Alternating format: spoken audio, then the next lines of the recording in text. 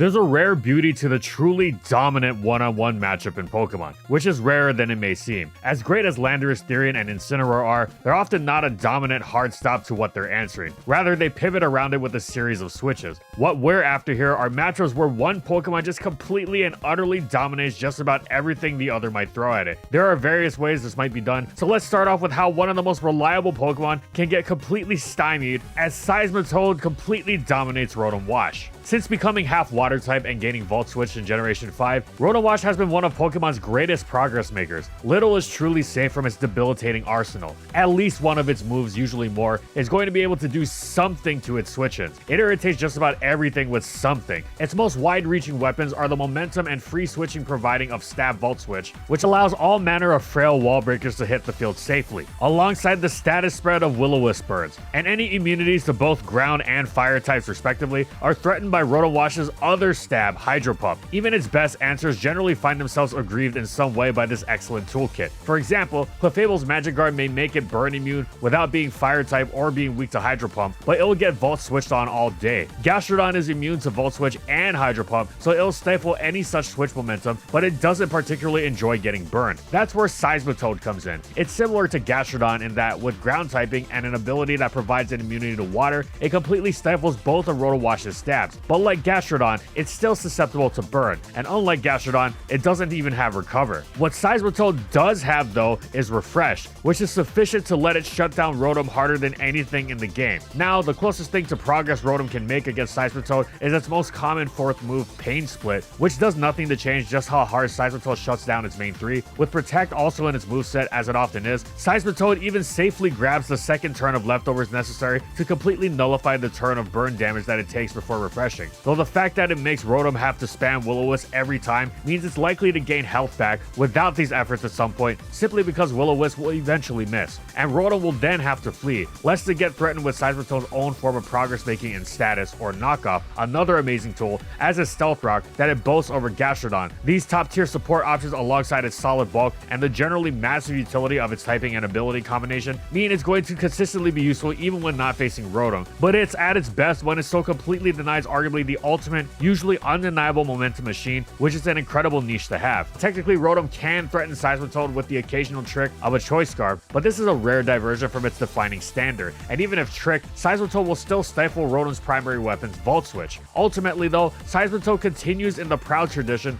of seemingly lowly water grounds, completely stifling defining metagame standards, in addition to Gastrodon itself coming to prominence for how it countered the eventually banned Thundurus Incarnate in Black and White 1, especially defensive Quagsire had a solid niche in Gen 4 Ubers for taking on Kyogre. Now for another case of a high profile electric being thwarted, but in this case it took another electric, we have Gen 2 Raikou versus Zapdos. But before we talk about the next mon, here are some earbuds you should definitely use with our sponsor Raycon. Spring is on the way, and I'm sure a lot of you have some spring cleaning to do, as well as spending more time outside. Why not enhance that time with the Raycon Essential Open Earbuds? Honestly, I don't know how I'd get through the day without my Raycons. In fact, I use my Raycons literally every day, because I literally can't do chores without listening to something, be it music, a podcast, or an audiobook. These Essential Open Earbuds are feather light, as you don't even feel that they're there. Seriously, I can leave them on for hours and I forget they're even on. And they also have a great balance of audio, since they are better at letting in your surroundings. For example, you can go for a walk and listen to your favorite podcast, but still be aware of traffic, which is something I often do. They also hold an insane amount of battery with a 36-hour battery time. I don't have to charge these often. How convenient. I really don't know how I'd get through the day without the Raycon Essential Open Earbuds. The Essential Open Earbuds are perfect for refreshing your routine this spring. Go to buyraycon.com/FSGOpen to get 20% off. And thanks to Raycon for sponsoring this video. Gen 2 Zapdos can sometimes feel unbeatable. Not only do its attacks obliterate almost everything in conjunction with spikes, it's also incredibly difficult to take it out in return, as it's not only immune to spikes itself, giving it more opportunity to rain down its mighty thunders, but it also enhances its already superb tanking ability. And even the Pokemon that manages to actually threaten it are generally going to get run over before they get a chance to do so. Its thunders crushing neutral targets as hard as they do is such a problem because electric resists are generally so ineffective against it. Ground types, Zapdos actually switches into them. Yeah, forget it. What about grasses? That's just Exeggutor, which is overwhelmed by hidden power just as badly as the grounds, or sometimes even the occasional drill peck. Generally, the most Exeggutor or a ground can do defensively is try to draw hidden power for Snorlax to pivot into, but even this doesn't really work too reliably. Exeggutor gets worn down by spikes and thunder, with paralysis being particularly nasty, and since grounds aren't as able to threaten Zapdos, them switching is just a telegraphed, well-known gambit that Zapdos tends to just thunder again and slam Snorlax on the switch, as it's its aim. Speaking of Snorlax, shouldn't the king of Gen 2, the all-answering special wall, be countering Zapdos? Nope, not with spikes, as it gets worn down incredibly quickly. So what are you left with? Blissey and Raikou. The rare drill peck aside, Blissey does take Zapdos' hits well, but it doesn't dominate the matchup nearly as much because it doesn't do what Raikou does, which is completely counter the uncounterable Zapdos, drill peck included, and immediately threaten the opposing team in the exact same way Zapdos does. Sure, it's a little weaker offensively, and it's affected by spikes and threatened by Earthquake, but this is well worth the price to pay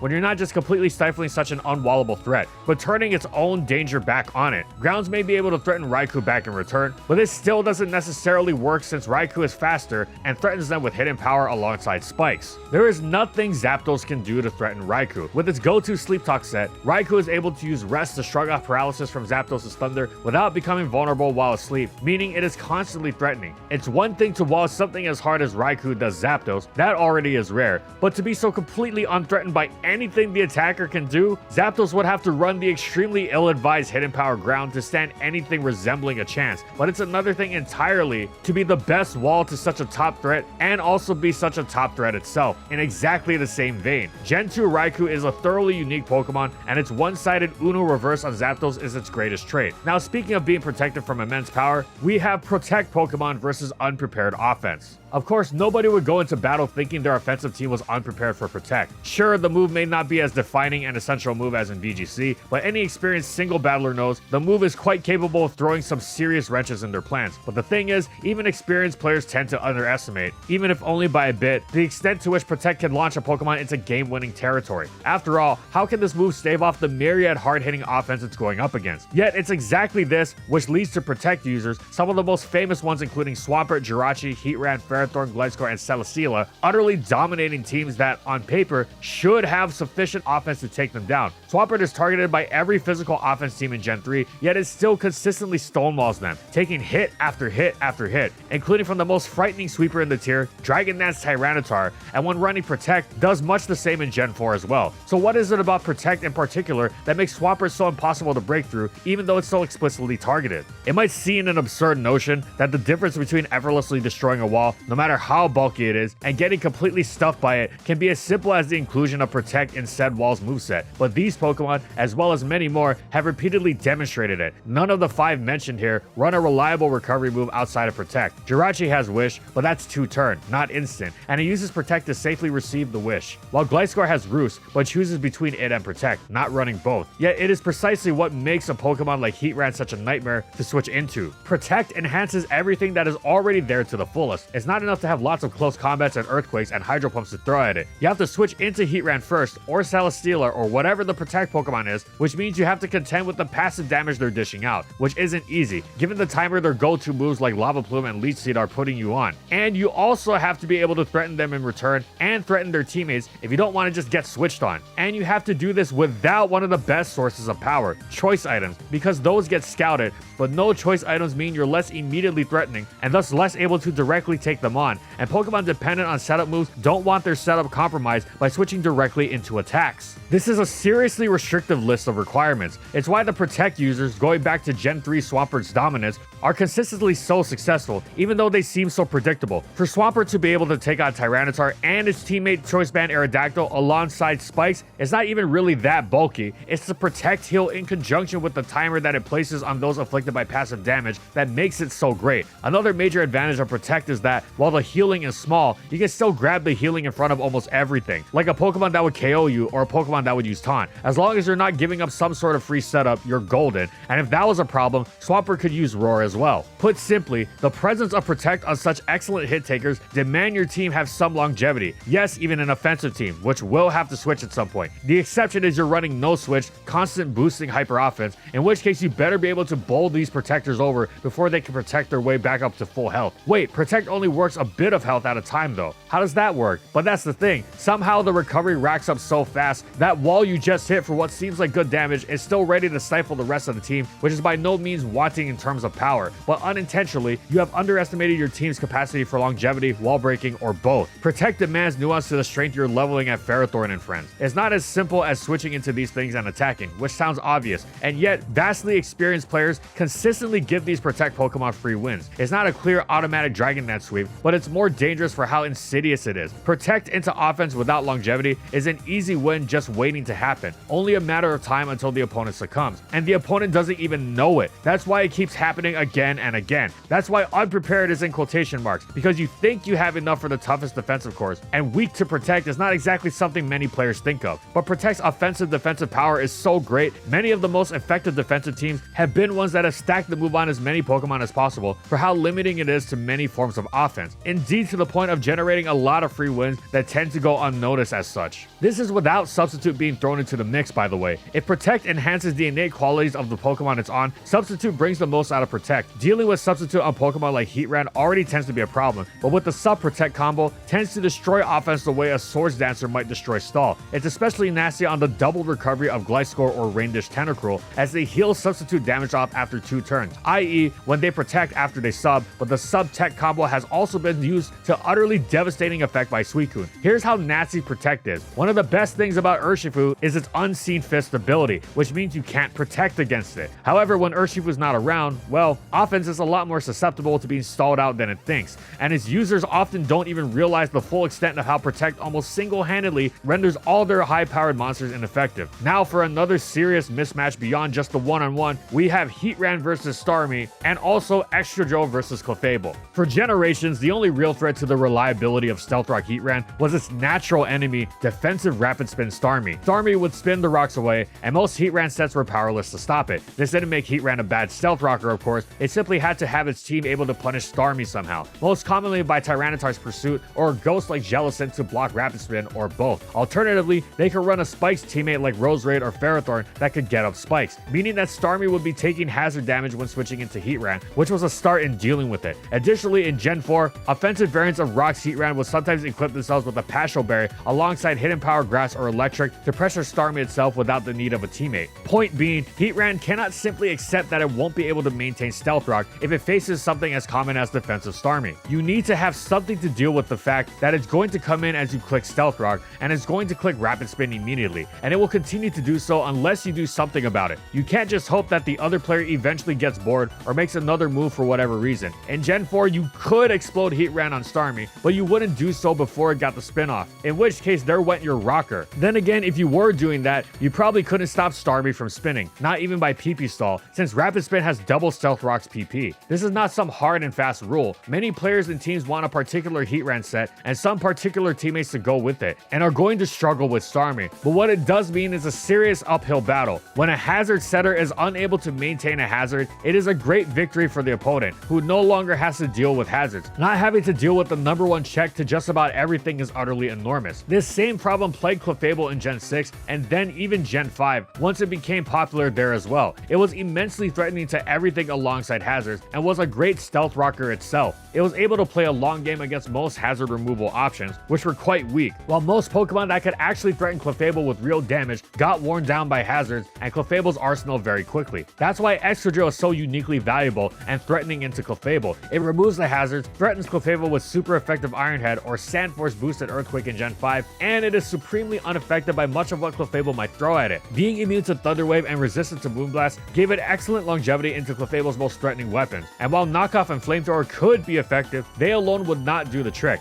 Excadrill took things a step further than just denying Clefable's Stealth Rock. Although this was already an issue, given it was more difficult to spin block or otherwise punish their Starmie, with Rocky Helmet teammates being the go-to, and that might take a while. The problem was that Excadrill both stifled Calm Mind Clefable's sweep attempts as well, and efficiently removed the hazards it so relied on, a tough situation to be in. These were examples of a Stealth Rocker unable to contend with a spinner without support, which leads to some seriously dominant matchups. But there's also the inverse concept, which can be similarly brutal. A rapid spinner with no way of getting the spin off because it's blanked by the opposing ghost. This is why Pursuit support was also common for Starmie, which would otherwise get blanked by Jellicent, and the easier time against Gen 4 Rotom A was appreciated as well. Now before the finale, we've got a couple of excellent honorable honorable mentions. The first doesn't exist anymore. Sandvale was banned from Gen 3 for how Cacturne used it to wreak havoc, and since it was Cacturne's only ability, that means the cactus was banned by extension. But when it was allowed, it exhibited one of the hardest shutdowns possible. For a long time, Celebi was primarily a defensive Pokemon focused on support with moves like Heal Bell and Perish Song. Leech Seed was a utility move as well, of course, but it was also a more offensive option, one so good that Celebi kept it even when going for the potential sweep of Calm Mind. After all, the only immunity commonly seen came from other Celebi. Its stab option was the ever-reliable Psychic, blanked by Tyranitar, sure, but Tyranitar would get worn down switching into Leech Seed and Spikes. Cacturne, though, kept this Psychic immunity while also being immune to Leech Seed, and unlike Celebi, it actually healed in Sand, and would threaten Celebi out with its Dark Stab, allowing it to heal further by spamming its own Leech Seed. Additionally, unlike Tyranitar, Cacturne also was completely unafraid of Celebi's occasionally used other stab, Hidden Power Grass. However, even before Sandvale's ban, Cacturne ceased to be a perfect Celebi answer, as Celebi had begun using more offensive sets with Hidden Power Fire. Still, the way it completely shuts so many variants of Celebi down was a great instance of Cacturne doing something that didn't involve Sandvale cheese. The second honorable mention is Mega Diancie, which stifled the metagame standard Talonflame upon its arrival in Oras. Not only did it resist both stabs, but Magic Bounce meant Talonflame couldn't burn it with Will-O-Wisp, meaning Mega Diancie would always threaten to obliterate it with Diamond Storm in return. Bulky Talonflame was generally such a pain to switch into because it could usually deal with the Pokemon that were Wisp immune in one way or another. For instance, the taunt set stonewalled the go-to answer Heatran, while Talonflame straight up countered Mega Charizard Y, but no such luck against Mega Diancie. The only problem was that Mega Diancie lacked recovery and had low HP, so it could be overwhelmed over time, especially for more offensive Talonflame variants. Should Stealth Rock and Brave Bird Recoil not take it first though? Funnily enough, the Choice Band set had enough freedom of moveset to include Steel Wing almost solely for Mega Diancie, sort of reminiscent for how Tornadus Therian had used it as a lure for the same reason. And speaking of Tornadus Therian, we have Tornadus Therian versus special attackers that should beat it, like the Kyurem. Tornadus Therian can control a game like little other, especially when its special hit taking is bolstered by Assault Vest. Take the following example. AV Torn T leads off against a Choice Specs Kyurem or Life Orb Kyurem Black. Assault Vest Tornadus Therian may be specially bulky, but it still doesn't want to take such massive specs Ice Beams, which has a solid chance to KO it. So you just U-turn out of there, right? Nope, actually because you're faster, you knock off. Now the specs or Life Orb Kyurem is boosted no more, and not only has it been completely neutered, its Ice Beam doesn't come anywhere close to KOing. It does hefty damage, sure, but Tornadus Therian can and will easily regenerate this damage off, and will even maintain momentum since it's going to follow up its knockoff with U-turn. Very soon, the damage Kyurem will have done will basically cease to exist, and it won't be very threatening without its specs. Plus, it's even been shipped a good amount by knockoff, and should it stay in the following U-turn, if it switches, Tornadus Therian will take the momentum even more happily, since it switch and won't have to take damage. These are two of the strongest wall breakers one could possibly threaten Tornadus Therian with. Enormous power, super effective stab, and yet Tornadus Therian so completely dominated the interaction, ruining its opponent permanently. It's not just Kyurem that it could try this against either. It could pull similar tricks against, say, Thundurus Incarnate, removing the Life Orb before the Thunderbolt has a chance to go off. If it's pulling these kinds of tricks off, it will absolutely dominate neutral hits. It already takes Specs Latios and Hydreigon's Draco Meteor quite well with the Assault Vest, but when you knock the Specs off before they get a chance to attack, laughable stuff. In this vein, Tornadus Therian's Slice and Dice playstyle lets it basically deal with everything in one way or another. From the stuff it already answers like Superior, from the stuff it basically becomes an answer to like Volcanion, to the stuff that's supposed to answer it like Zapdos and Rotom Wash, it'll knock off and regenerate off momentum, grabbing U-turns all day. Even Paralysis can't stop it. Tornadus Therian may enjoy its high speed at first, but it'll also take slow U-turns if you give them to it. A great option to get its teammate Mega Metagross on the field against Clefable. Basically, Tornadus Therian's ability and moves are so ridiculously dominant, it winds up effectively beating even stuff that should have no business facing off against it at all. And even winds up being a fast Pokemon that doesn't mind being paralyzed. In many ways, it exhibits arguably the highest forms of dominance there is.